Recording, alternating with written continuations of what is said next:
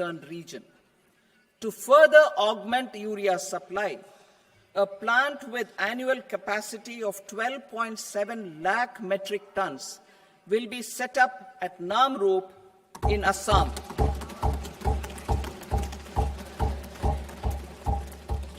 India Post, with 1.5 lakh rural post offices, complemented by the India Post Payment Bank and a vast network of 2.4 lakh Dak Sevaks, will be repositioned to act as a catalyst for the rural economy. Details are at Annexure C. India Post will also be transformed as a large public logistics organization. This will meet the rising needs of Vishwakarmas, new entrepreneurs, women, self-help groups, MSMEs, and the large business organizations. Our government will provide support to NCDC for its lending operations for the cooperative sector. MSMEs as the second engine. Now I move to MSMEs as the second engine, which encompasses manufacturing and services with a focus on MSMEs numbering 5.7 crores. Currently, over 1 crore registered MSMEs, employing 7.5 crore people and generating 36% of our manufacturing, have come together to position India as a global manufacturing hub. With their quality products, these MSMEs are responsible for 45% of our exports. To help them achieve higher efficiencies of scale, technological upgradation, and better access to capital, the investment and turnover limits for classification of all MSMEs will be enhanced to 2.5 and 2 times respectively.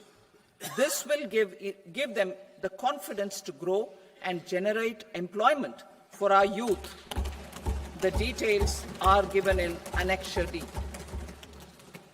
To improve access to credit, the credit guarantee cover will be enhanced. First, for micro and small enterprises from 5 crore to 10 crore rupees, leading to additional credit of 1.5 lakh crores in the next 5 years. Second, for startups from 10 crore rupees to 20 crore rupees, with the guarantee fee being moderated to 1% for loans in 27 focus sectors which are important for Atmanirbhar Bharat. And for well-run exporter MSMEs, for term loans up to 20 crore rupees. Also for the micro enterprises, we will introduce customized credit cards with a 5 lakh rupee limit for micro enterprises registered on Udyam portal.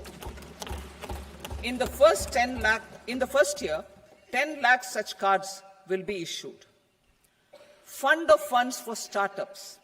The Alternate Investment Fund, AIFs, for startups have received commitments of more than 91,000 crores rupees. These are supported by the fund of funds set up with the Government of India's contribution of 10,000 crore rupees. Now, a new fund of funds with expanded scope and a fresh contribution of another 10,000 crore rupees will be set up. A new scheme will be launched for 5 lakh women, scheduled castes, and scheduled tribes, first-time entrepreneurs. This will provide term loans up to 2 crore rupees during the next 5 years. The scheme will incorporate lessons from the successful Stand Up India scheme. Online capacity building for entrepreneurship and managerial skills will also be organized. Measures for labor-intensive sectors. To promote employment and entrepreneurship opportunities in labor-intensive sectors, our government will undertake specific policy and facilitation measures. To enhance the productivity, quality, and competitiveness of India's footwear and leather sector, a focused product scheme will be implemented. The scheme will support design capacity, component manufacturing, and machinery required for production of non-leather quality footwear, besides the support for leather footwear and products.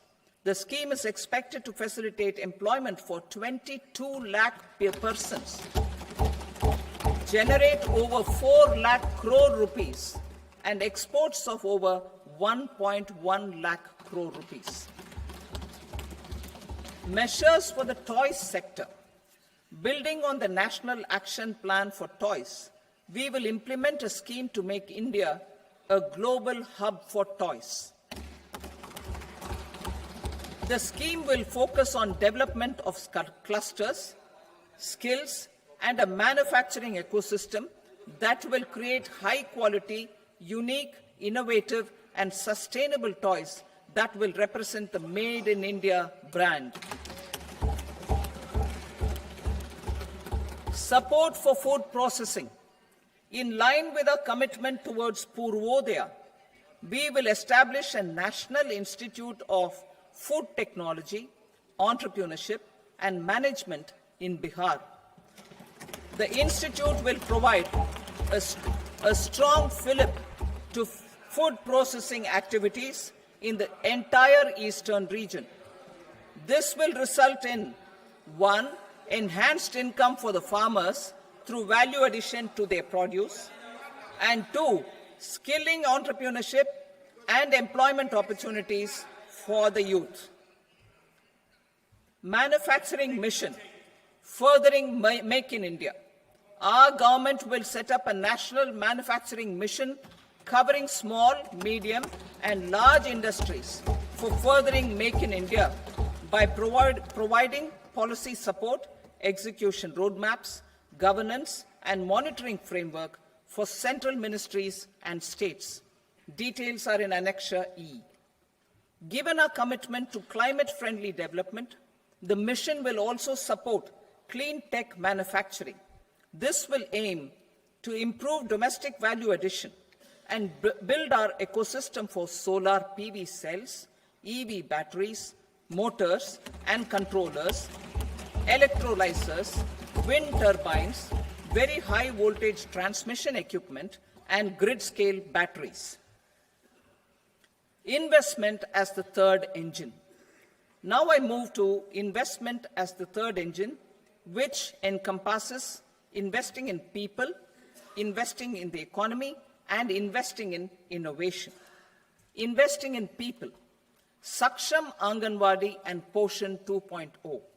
Saksham Anganwadi and Poshan 2.0 program provides nutritional support to more than 8 crore children, 1 crore pregnant women and lactating mothers all over the country, and about 20 lakh adolescent girls in aspirational districts and the Northeast region. The cost norms for these nutritional support will be enhanced appropriately. Atal Tinkering Labs. 50,000 Atal Tinkering Labs will be set up in government schools in the next 5 years to cultivate the spirit of curiosity and innovation and foster a scientific temper among young minds. Broadband connectivity to government secondary schools and PHCs. Broadband connectivity will be provided to all government secondary schools and primary health centers in rural areas under the BharatNet project. Bharatiya Bhasha Pustak Scheme. We propose to implement a Bharatiya Bhasha Pustak scheme to provide digital form Indian language books for schools and for higher education. This aims to help students understand their subjects better and in their language. National Centers of Excellence for Skilling.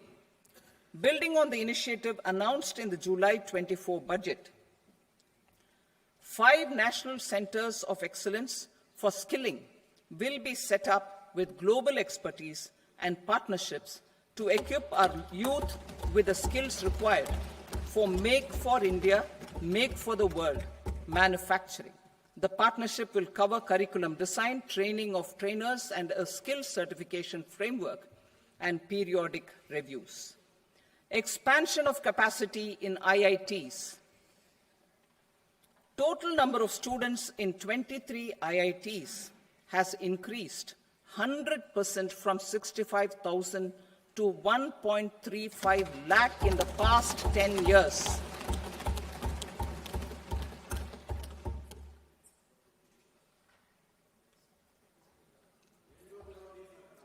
Additional infrastructure will be created in the 5 IITs started after 2014 to facilitate education for 6,500 more students. Hostel and other infrastructure capacity at IIT Patna will also be expanded.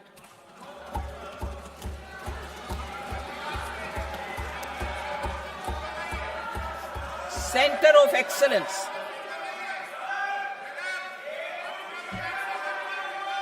Center of Excellence in AI for Education. I had announced 3 centers of excellence in artificial intelligence for agriculture, health, and sustainable cities in 2023. Now a center of excellence in artificial intelligence for education will be set up with a total outlay of 500 crores. Expansion of medical education. Our government has added almost 1.1 lakh undergraduate and postgraduate medical education seats in 10 years, an increase of 130%. In the next year, 10,000 additional seats will be added in medical colleges and hospitals towards the goal of adding 75,000 seats in the next 5 years.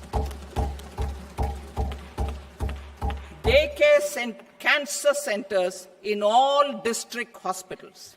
Our government will facilitate setting up of daycare cancer centers in all district hospitals in the next 3 years. 200 centers will be established in 25-26 itself. Strengthening urban livelihoods. Our government has been giving priority to assisting urban poor and vulnerable groups. A scheme for socio-economic upliftment of urban workers will be implemented to help them improve their incomes, have sustainable livelihoods, and a better quality of life.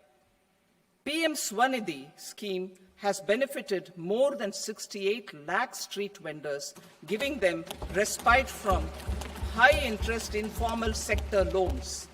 Building on this success, the scheme will be revamped with enhanced loans from banks, UPI-linked credit cards with 30,000 rupees limit, and capacity building support.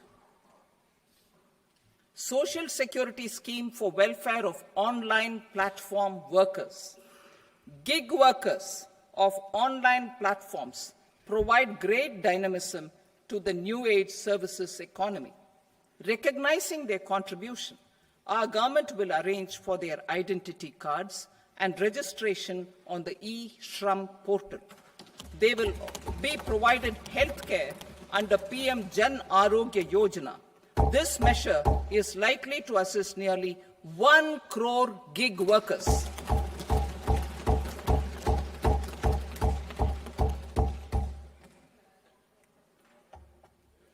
Investing in the economy. Public-private partnership in infrastructure. Each infrastructure-related ministry will come up with a 3-year pipeline of projects that can be implemented in PPP mode. States will also be encouraged to do so and can seek support from the India Infrastructure Project Development Fund, which is a scheme to prepare PPP proposals. Support to states for infrastructure. An outlay of 1.5 lakh crore is proposed for the 50-year interest-free loans to states for capital expenditure and incentives for reforms. Building on the success of the first asset monetization plan, announced in 2021, the second plan for 2025 to 30 will be launched to plough back capital of 10 lakh crore in new projects. Regulatory and fiscal measures will be fine-tuned to support the plan. Jal Jeevan Mission. Since 2019, 15 crore households, representing 80% of India's rural population, have been provided access to portable tap water connections. To achieve 100% coverage, I am pleased to announce the extension of this mission until 2028 with an enhanced total outlay. The mission's focus will be on the quality of infrastructure and O&M of rural piped water supply schemes through Jan Bhagidari. A separate MOU or separate MOUs will be signed with the states and union territories to ensure sustainability and citizen-centric water services delivery. Urban sector reforms. Building on the July budget proposals, urban sector reforms related to governance, municipal services, urban land and planning will be incentivized. Urban Challenge Fund. The government will set up an Urban Challenge Fund of 1 lakh crore rupees to implement the proposals for cities as growth hubs, creative redevelopment of cities, and for water and sanitation purposes announced in the July budget. This fund will finance up to 25% of the cost of bankable projects, with a stipulation that at least 50% of the cost is funded from bonds, bank loans, and PPPs. An allocation of 10,000 crore is proposed in 2025-26. Power sector reforms. We will incentivize electricity distribution reforms and augmentation of intra-state transmission capacity by states. This will improve financial health and capacity of electricity companies. Additional borrowing of 0.5% of GSDP will be allowed to states contingent on these reforms. Nuclear energy mission for Vikasit Bharat. Development of at least 100 gigawatt of nuclear energy by 2047 is essential for our energy transition efforts. For an active partnership with the private sector towards this goal, amendments to the Atomic Energy Act and the Civil Liability for Nuclear Damage Act will be taken up. A nuclear energy mission for research and development of small modular reactors with an outlay of 20,000 crore will be set up. At least 5 indigenously developed small modular reactors will be operationalized by 2033. Shipbuilding. The shipbuilding financial assistance policy will be revamped to address cost disadvantages. This will also include credit notes for shipbreaking in Indian yards to promote the circular economy. Large ships above a specified size will be included in the infrastructure harmonized master list. Shipbuilding clusters will be facilitated to increase the range, categories, and capacity of ships. This will include additional infrastructure, facilities, skilling, and technology to develop the entire ecosystem. Maritime Development Fund. For long-term financing for the maritime industry, a Maritime Development Fund with a corpus of 25,000 crore rupees will be set up. This will be for distributed support and promoting competition. This will have up to 49% contribution by the government, and the balance will be mobilized from ports and from private sector. Udaan regional connectivity schemes. Udan has enabled 1.5 crore middle-class people to meet their aspirations for speedier travel. The scheme has connected 88 airports, and operationalized 619 routes.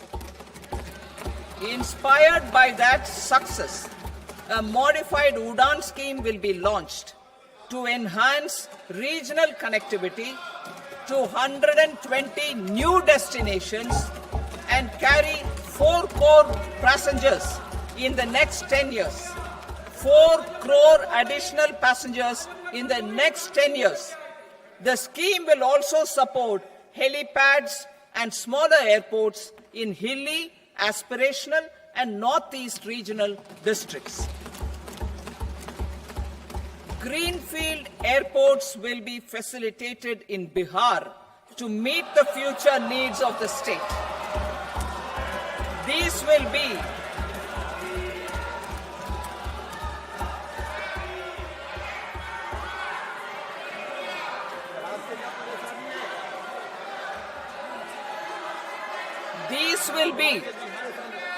These will be in addition to the expansion of the capacity of Patna Airport and a brownfield airport in Beta. Western Kosi Canal project in Mithilanchal. Financial support will be provided for the Western Kosi Canal ERM project, benefiting a large number of farmers, cultivating over 50,000 hectares of land in the Mithilanchal region of Bihar. Mining sector reforms. Mining sector reforms, including those for minor minerals, will be encouraged through sharing of best practices and institutions of a state mining index. A policy for recovery of critical minerals from tailings will be brought out. Under the special window for affordable and mid-income housing, SWAMI, 50,000 dwelling units in stressed housing projects have been completed and keys handed over to home buyers. Another 40,000 units will be completed in 2025, further helping middle-class families who were paying EMIs on loans taken for apartments while also paying rent for their current dwellings. Building on this success, SWAMI Fund 2 will be established as a blended finance facility with contribution from the government, banks, and private investors.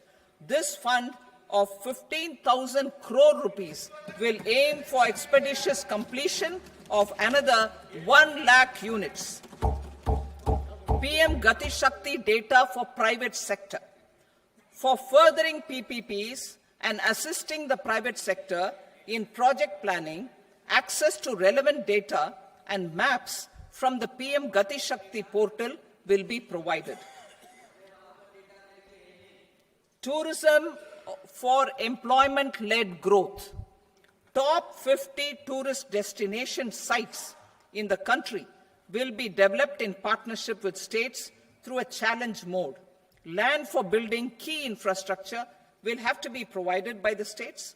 Hotels in these destinations will be included in the infrastructure harmonized list. The following measures will be taken for facilitating employment-led growth. Organizing intensive skill development programs for our youth, including in institutes of hospitality management. Providing mudra loans for homestays. Improving ease of travel and connectivity to tourist destinations, providing performance-linked incentives to states for effective destination management, including tourist amenities, cleanliness, and marketing efforts, and introducing streamlined e-visa facilities along with visa fee waivers for certain tourist groups. Continuing with the emphasis on places of spiritual and religious significance, in the July budget, there will be a special focus on destinations related to the life and times of Lord Buddha. Medical tourism and heal in India. Medical tourism and heal in India will be promoted in partnership with the private sector, along with capacity building and easier visa norms. Investing in innovation. To implement private sector-driven research, development, and innovation initiatives announced in the July budget, I am now allocating 20,000 crore rupees for this purpose. A deep tech fund of funds will also be explored to catalyze the next generation startups as a part of this initiative. In the next 5 years, under the PM Research Fellowship Scheme, we will provide 10,000 fellowships for technological research in IITs and IISc with enhanced financial support. The second gene bank with 10 lakh germplasm lines will be set up for future food and nutritional security. This will provide conservation support to both public and private sectors for genetic resources. We will start a national geospatial mission to develop foundational geospatial infrastructure and data. Using PM Gati Shakti, this mission will facilitate modernization of land records, urban planning, and design of infrastructure projects.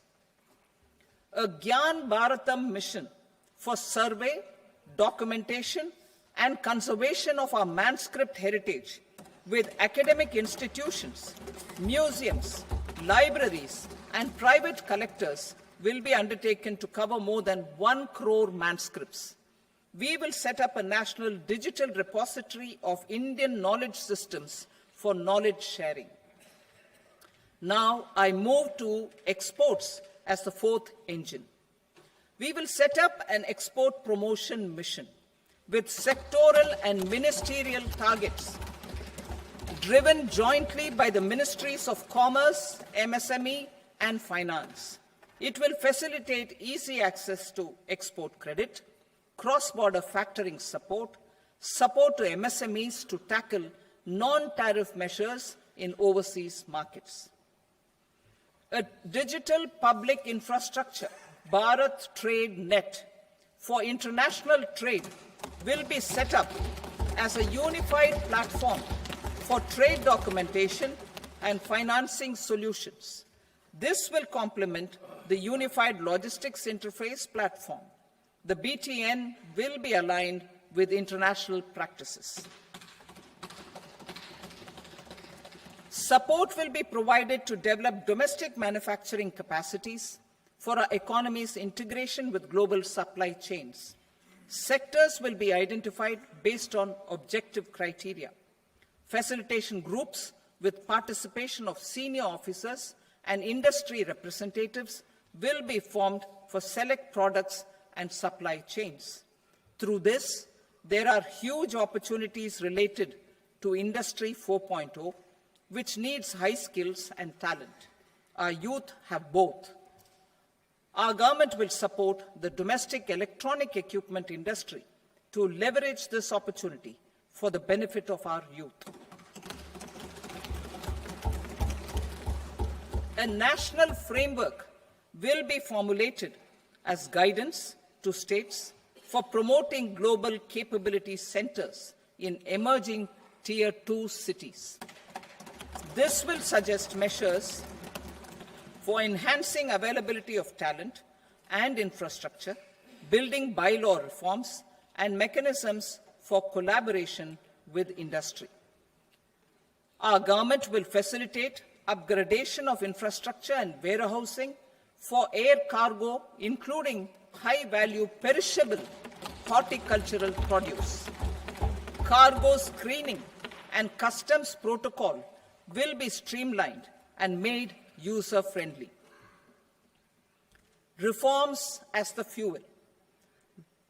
Over the past 10 years, our government has implemented several reforms for convenience of taxpayers, such as faceless assessment, 2, taxpayer charter, 3, faster returns, 4, almost 99% returns being on self-assessment, and 5, Vivad Se Vishwas scheme.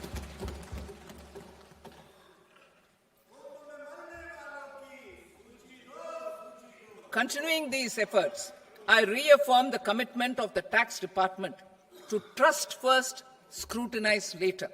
I also propose to introduce the new income tax bill next week. I will detail the indirect tax reforms and changes in direct taxes in Part B. Financial sector reforms. The FDI limit for the insurance sector will be raised from 74 to 100%. This enhanced limit will be available for those companies which invest the entire premium in India. The current guardrails and conditionalities associated with foreign investment will be reviewed and simplified.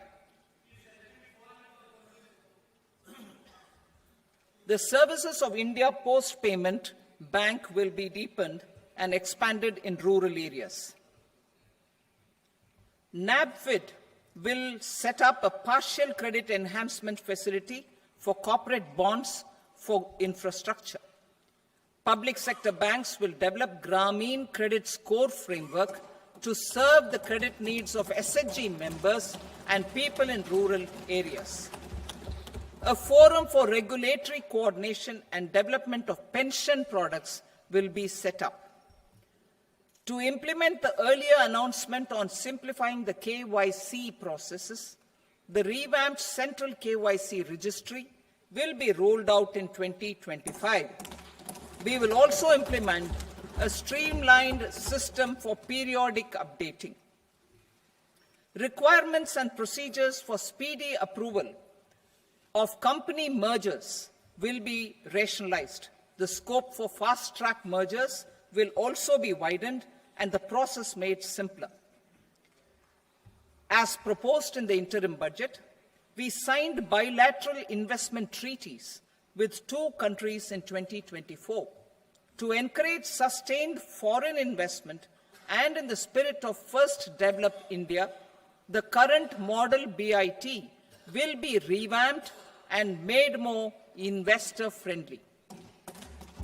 In the last 10 years, in several aspects, including financial and non-financial, our government has demonstrated a steadfast commitment to ease of doing business.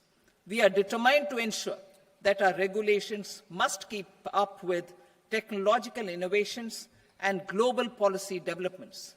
A light-touch regulatory framework based on principles and trust will unleash productivity and employment.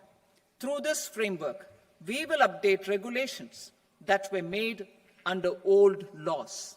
To develop this modern, flexible, people-friendly, and trust-based regulatory framework appropriate for the 21st century, I propose 4 specific measures.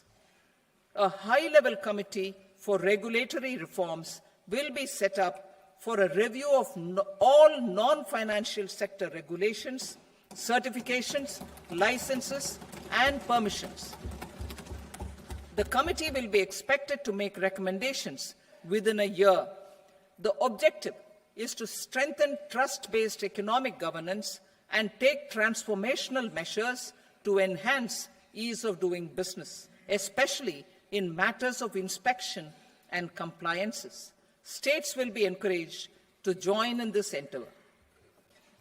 An investment friendliness index of states will be launched in 2025 to further the spirit of competitive, cooperative federalism.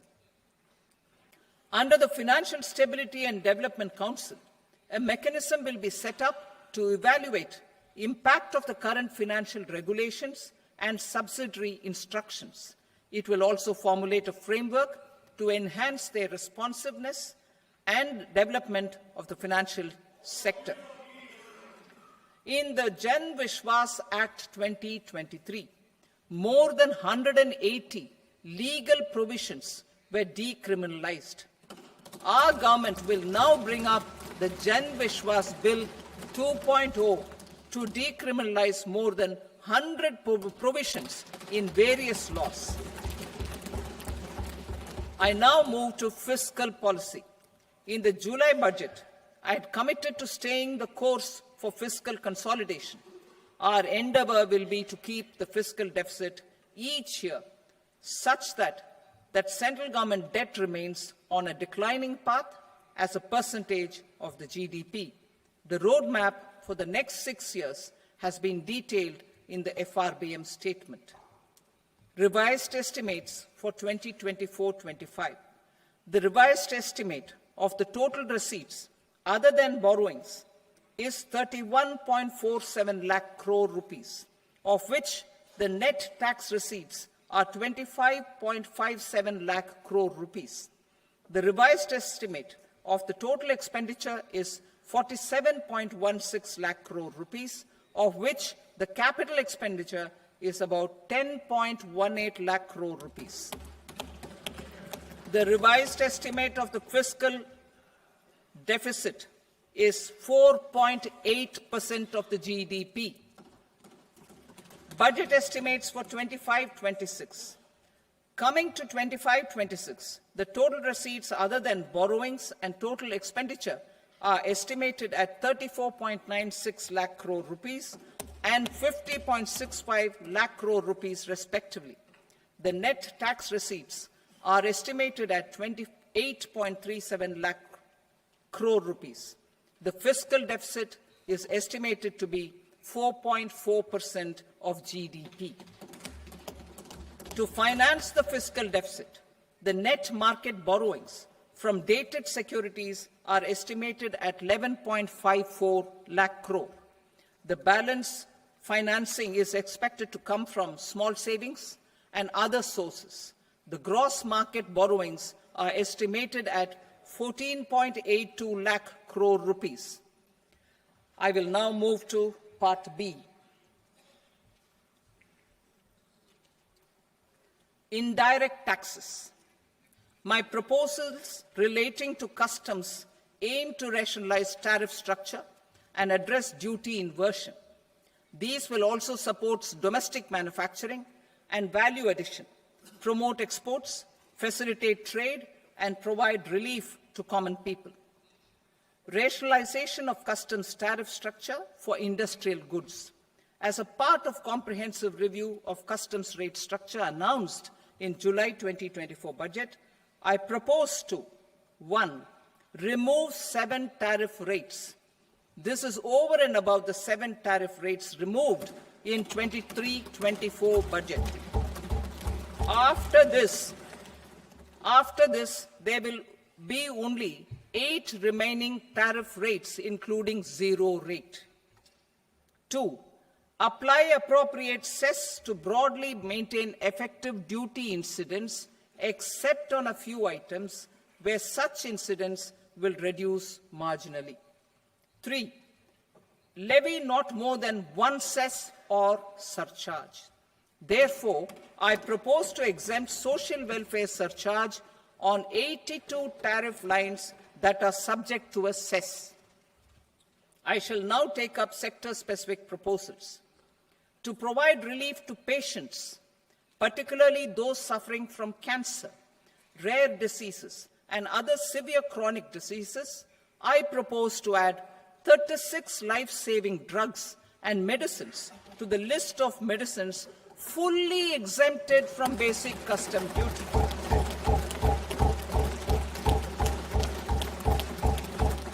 I also propose to add 6 life-saving medicines to the list attracting concessional custom duty of 5%. Full exemption and concessional duty will also respectively apply on the bulk drugs for manufacture of the above. Specified drugs and medicines under patient assistance programs run by the pharmaceutical companies are fully exempt from BCD, provided the medicines are supplied free of cost to the patients. I propose to add 37 more medicines along with 13 new patient assistance programs. Support to domestic manufacturing and value addition. Critical minerals. In the July 2024 budget, I had fully exempted BCD on 25 critical minerals that are not domestically available. I had also reduced BCD of 2 other such minerals to provide a major fillip to their processing, especially by MSMEs. Now, I propose to fully exempt cobalt powder and waste, the scrap of lithium-ion battery, lead, zinc, and 12 more critical minerals. This will help secure the availability for manufacturing in India and promote more jobs for our youth. To promote domestic production of technical textile products such as agro-textiles, medical textiles, and geotextiles at competitive prices, I propose to add 2 more types of shuttle-less looms to the list of fully exempted textile machinery. I also propose to revise the BCD rate on knitted fabrics covered by 9 tariff lines from 10 or 20 to 20% or 115 rupees per kg, whichever is higher. Electronic goods. In line with our Make in India policy and to rectify inverted duty structure, I propose to increase the BCD on interactive flat panel display from 10% to 20% and reduce the BCD to 5% on open cell and other components. In 23-24 budget, for the manufacture of open cells of LCD, LED TVs, I had reduced the BCD on parts of open cells from 5% to 2.5%. To further boost the manufacture of such open cells, the BCD on these parts will now stand exempted. Lithium-ion battery. To the list of exempted capital goods, I propose to add 35 additional capital goods for EV battery manufacturing and 28 additional capital goods for mobile phone battery manufacturing. This will boost domestic manufacture of lithium-ion batteries, both for mobile phones and for electric vehicles. Shipping sector. Considering that shipbuilding has a long gestation period, I propose to continue the exemption of BCD on raw materials, components, consumables, or parts for the manufacture of ships for another 10 years.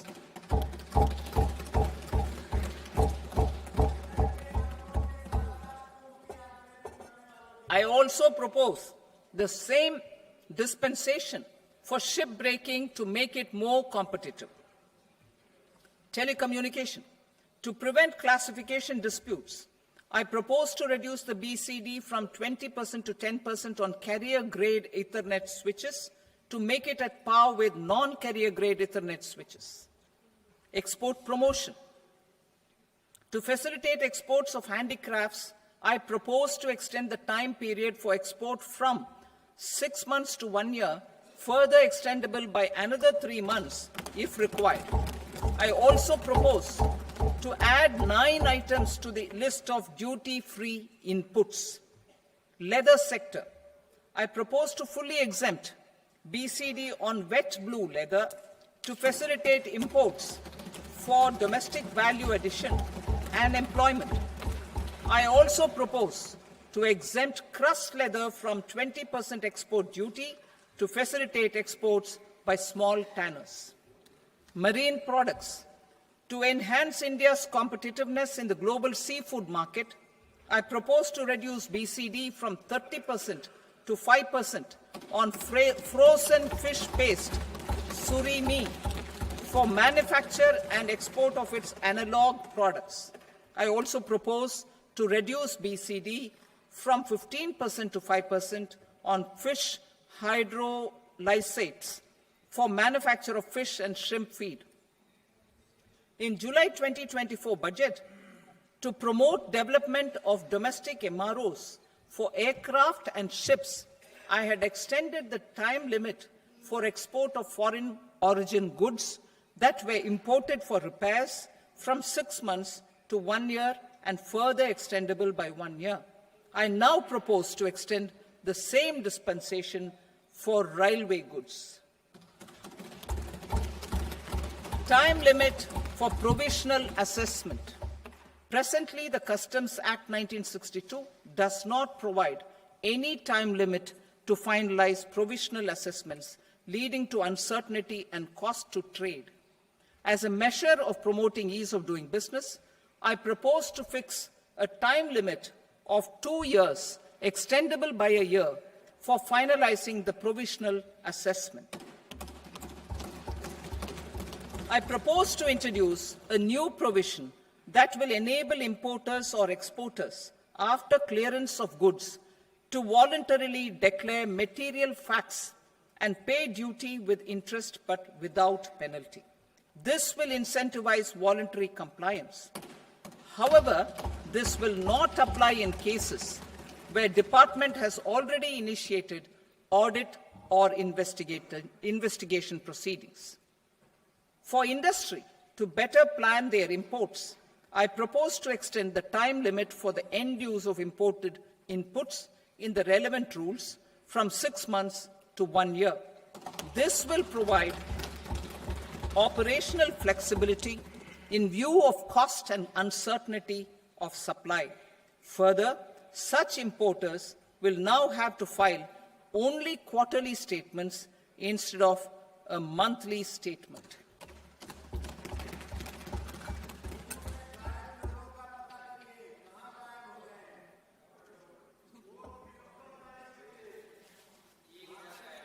I now come to my direct tax proposals.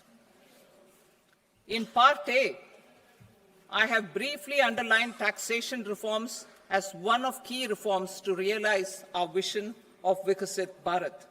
In respect of criminal law, our government had earlier ushered in Bharatiya Nyaya Sanhita, replacing Bharatiya Danda Sanhita. I am happy to inform this august House and the country that for new income tax bill will carry forward the same spirit of Nyaya in its drafting as well. The new bill will be clear and direct in text, with close to half of the present law in terms of both chapters and words. It will be simple to understand for taxpayers and tax administrators, leading to tax certainty and reduced litigation. Reforms, however, are not a destination. They are means to achieve good governance for our people and economy. Providing good governance primarily involves being responsive. The Tirukural captures this in verse 542, which reads, "Vaanokki vaazhum ulagallam, mannavan kol nokki vaazhum kudi," meaning, just as the living beings live expecting rains, citizens live expecting good governance. Our government is committed to keeping an ear to the ground and a finger on the pulse and responding while balancing our national building efforts.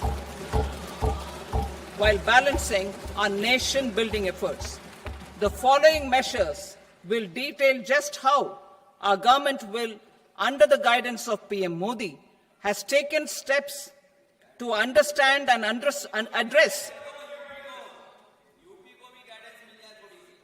I repeat that sentence, sir. The following measures will detail just how our government, under the guidance of PM Modi, has taken steps to understand and address the needs voiced by our citizens. My tax proposals are guided by this spirit.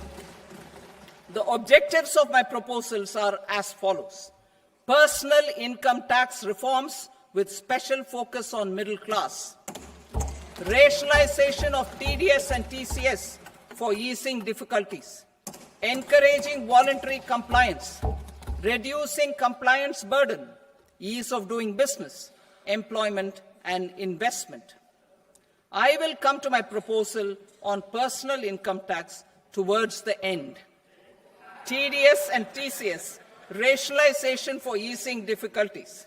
I propose to rationalize tax deduction at source, TDS, by reducing the number of rates and thresholds above which TDS is deducted. Further, threshold amounts for tax deduction will be increased for better clarity and uniformity. The limit for tax deduction on interest for senior citizens is being doubled from the present 50,000 rupees to 1 lakh rupees. Similarly, the annual limit of 2.40 lakh rupees for TDS on rent is being increased to 6 lakh rupees. This will reduce the number of transactions liable to TDS, thus benefiting small taxpayers receiving small payments. The threshold to collect tax at source, the TCS, on remittances under RBI's liberalized remittance scheme, the LRS, is proposed to be increased from 7 lakh to 10 lakhs. I also propose to remove TCS on remittances for education purposes, where such remittances is out of a loan taken from a specified financial institution. Both TDS and TCS are being applied on any transaction related to sale of goods. To prevent such compliance difficulties, I propose to omit the TCS. I also propose that the provisions of the higher TDS deduction will now apply only in non-PAN cases. In July 2024, the delay for payment of TDS up to the due date of filing statement was decriminalized. I propose to provide the same relaxation to TCS provisions as well. The government under the leadership of Prime Minister Modi believes in Sabka Saath, Sabka Vikas, Sabka Vishwas, and Sabka Prayas. In line with this, we brought in updated return facility in 2022 for voluntary compliance by taxpayers who had omitted to report their correct income. Our trust in taxpayers was proved right. Nearly 90 lakh taxpayers voluntarily updated their incomes by paying additional tax. Taking this trust further, I now propose to extend the time limit to file updated returns for any assessment year from the current limit of 2 years to 4 years. I propose to reduce the compliance burden for small charitable trusts and institutions by increasing their period of registration from 5 years to 10 years. It is also proposed that disproportionate consequences do not arise for minor defaults, such as incomplete applications filed by charitable entities. Presently, taxpayers can claim the annual value of self-occupied properties as nil only on the fulfillment of certain conditions. Considering the difficulties faced by taxpayers, it is proposed to allow the benefit of 2 such self-occupied properties without any condition.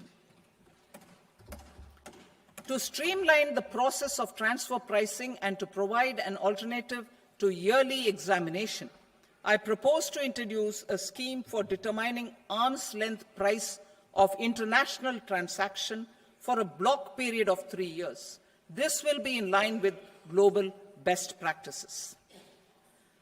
With a view to reduce litigation and provide certainty in international taxation, the scope of safe harbor rules is being expanded. A number of senior and very senior citizens have very old national savings scheme accounts.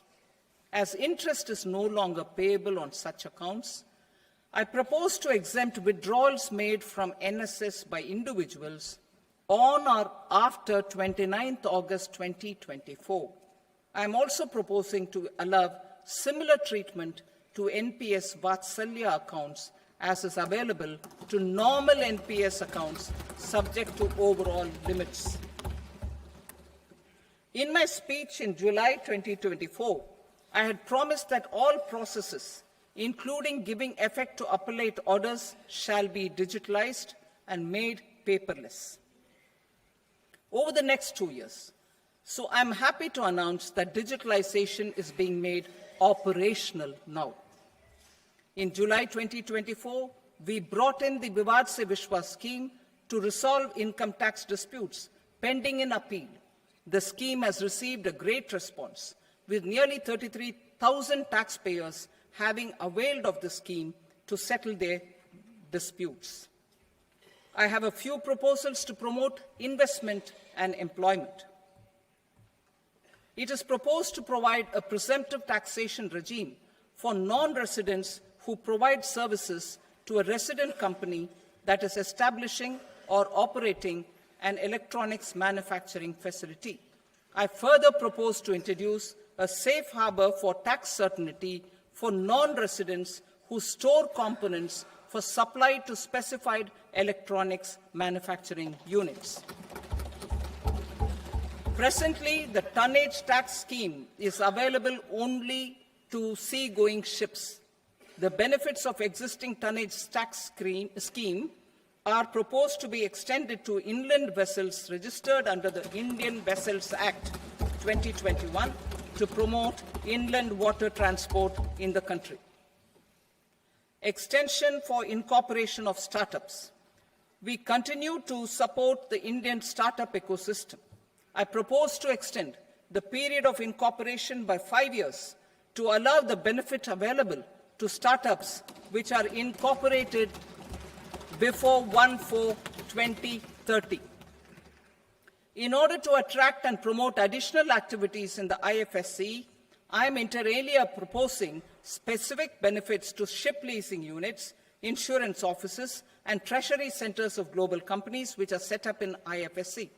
Further, to claim benefits, the cutoff date for commencement in IFSC has also been extended by 5 years to 31/3/2030. Category 1 and Category 2 AIFs are undertaking investments in infrastructure and other such sectors. I propose to provide certainty of taxation to these entities on the gains from securities, to promote funding from sovereign wealth funds and pension funds to the infrastructure sector. I propose to extend the date of making an investment by 5 more years up to 31st March 2030.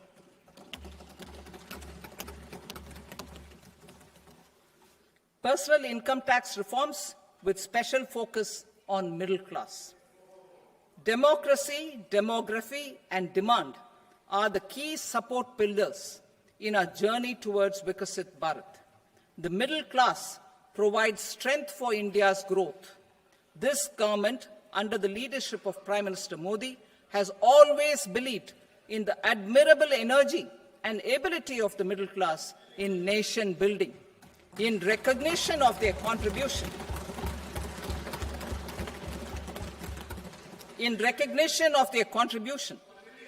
we have periodically reduced their tax burden. Right after 2014, the nil tax slab was raised to 2.5 lakhs of rupees, which was further raised to 5 lakh rupees in 2019 and to 7 lakh rupees in 2023. This is reflective of our government's trust on the middle class taxpayers. I am now happy to announce that there will be no income tax payable up to income of 12 lakh rupees.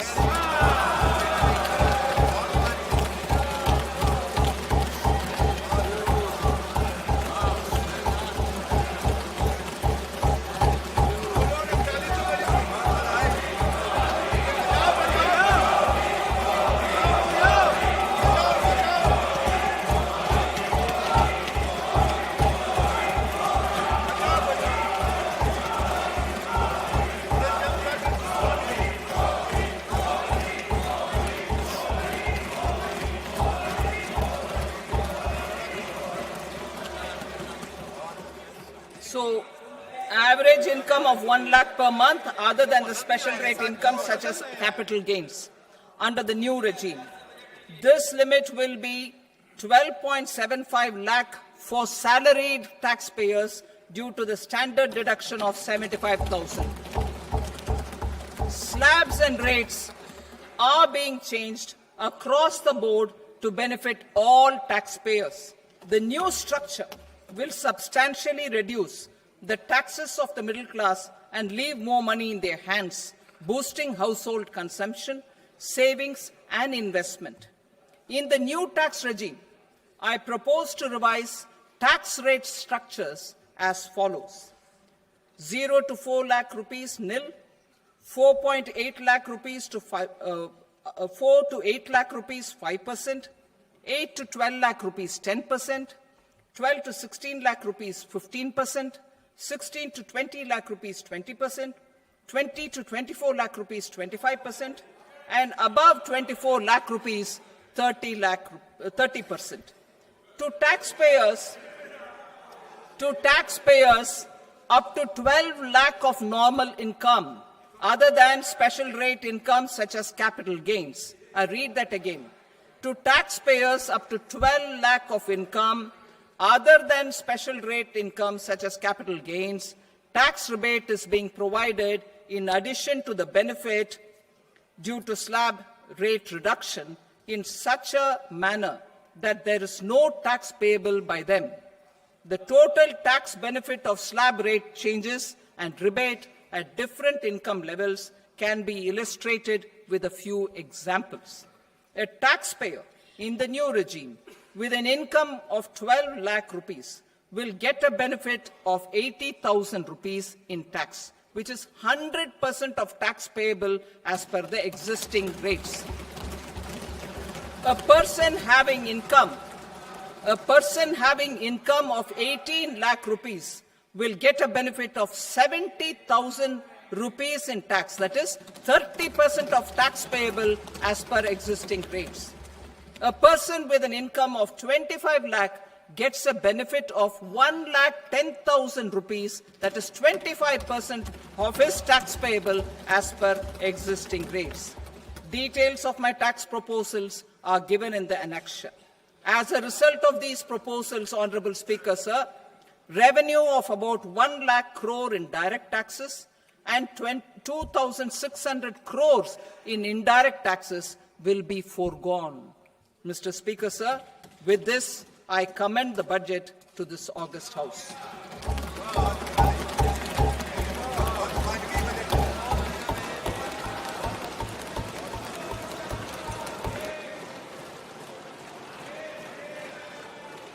Item number 2, Srimati Nirmala Sitharaman. Sir, with your permission, I rise to lay on the table the following statements under Section 3(1) of the Fiscal Responsibility and Budget Management Act, 2003.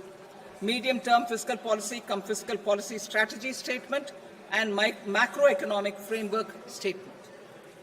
Item number 3, Srimati Nirmala Sitharaman. Sir, with your permission, I rise to move for leave to introduce the Finance Bill 2025. प्रश्न ये है कि विधेयक को Question is that the bill may be allowed to be introduced. Those in favor may say ayes. Those against may say noes. I think the ayes have it. The ayes have it.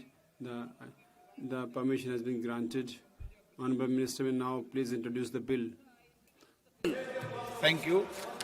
सभा की कार्रवाई The proceedings of the House are adjourned till Monday, 3rd of February, till 11 o'clock in the morning.